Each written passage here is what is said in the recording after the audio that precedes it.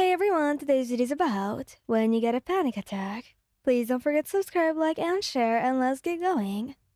The day had been stressful, work piling up, deadlines looming, and your phone constantly buzzing with notifications that seemed to demand more of you than you could handle. By the time you get home, your chest felt tight, your breathing shallow, and every noise around you was amplified, suffocating you in invisible pressure.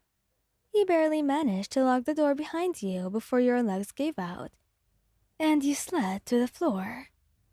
Tears you didn't realize you've been holding back start to spill as you gasped for air, clutching at your chest. It felt like the walls were closing in, and you couldn't stop the spiral. Before you could process anything else, you heard the faint sound of your front door unlocking, the familiar voices of your partners, Bakugo and Kirishima, filled the entryway. "Babe, we're home." Kirishima's cheerful tone echoed through the space. "Got your favorite snacks as well." Katsuki didn't want to stop for... Wait, where are you? Oi, why is it so quiet in here?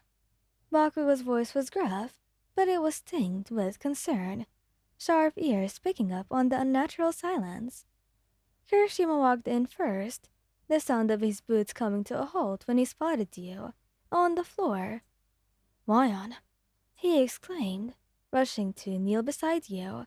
His voice was soft but panicked as he took in your trembling form.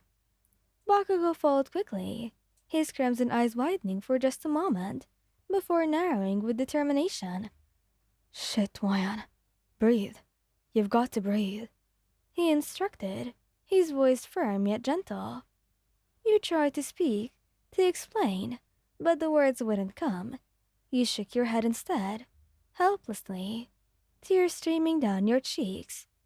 Kirishima reached out for your hand, his calloused fingers warm against your trembling ones. "Hey, it's okay, Wayan," he murmured soothingly. "You're not alone. We're right here." Bakugo crouched on your other side, his gaze intense but protective. "Focus on me, okay? Take it slow. In through your nose, out through your mouth. Just follow my lead," he demonstrated, breathing exaggerately to guide you. Your chest still felt like it was caving in, but their presence, their voices, started to cut through the slow fog. Kirishima gently rubbed your back in comforting circles, his voice a steady hum. "That's it. You're doing so good, babe. Just keep going." I can't," you stammered, feeling overwhelmed.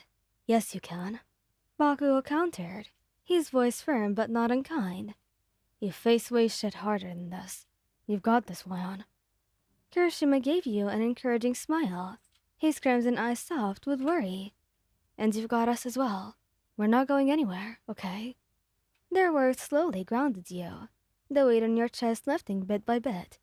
You tried to mimic Bakugo's breathing pattern, the rhythm eventually taking over the panic.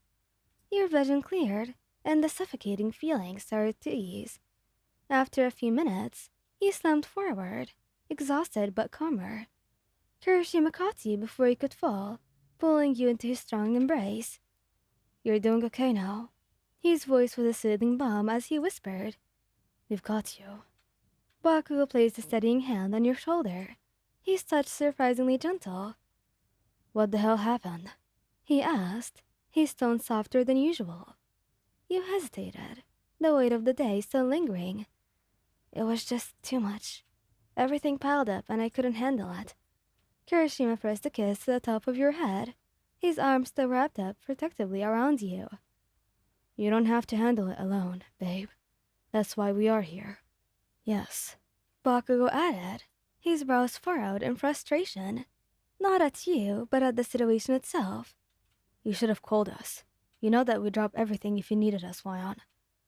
"I just didn't want to bother you," you admit quietly, guilt creeping into your voice.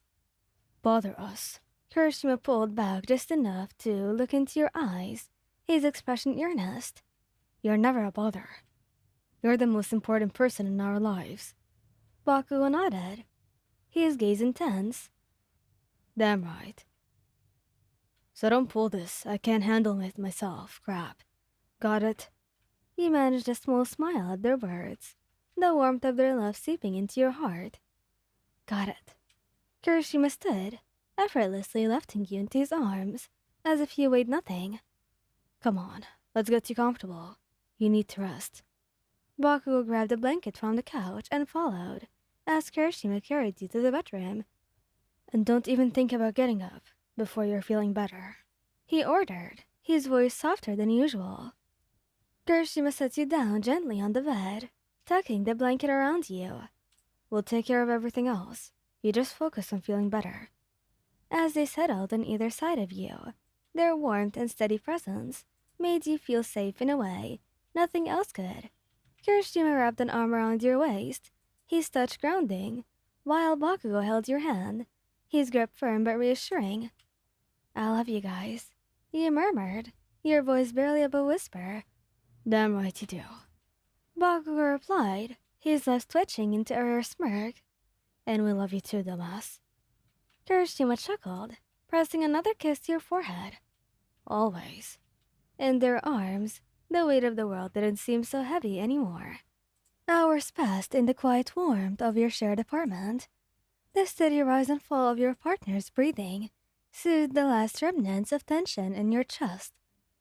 Kirishima and Bakugo stayed close, refusing to let you out of their sight even when you insisted that you were okay. Hungry? Kirishima asked softly, his hand tracing lazy circles on your back. You hesitated, still feeling drained, but the idea of food sounded good. A little. Bakugo immediately got up, his movements sharp but purposeful. I'll make something, he said, heading for the kitchen without waiting for a response. Kirishima chuckles. That's his love language, you know. Cooking for the people that he actually cares about. He smiled. I know. I'm lucky to have both of you. We're the lucky ones, babe. Don't forget that. Moments later, Bakugo returned with a tray, holding a bowl of steaming ramen and a glass of water. He set it on the bedside table and sat back down beside you. Eat. You need your strength. He sat up slowly and ate. The first bite of ramen was perfect, warm, flavorful, and comforting in a way only Bakugo's cooking could achieve. This is amazing. Of course it is. Eat it all now. And once the food was gone, Kirishima placed the tray aside and pulled you back into his arms. Feeling better now? He asked, his voice full of concern. You nodded. Yes, thanks to you. Bakugo leaned against the headboard. Good. But next time you call us the second you feel like this. Got it? I promise. Thank you guys for listening. I hope you liked this video. Please don't forget to subscribe, like, and share, and goodbye!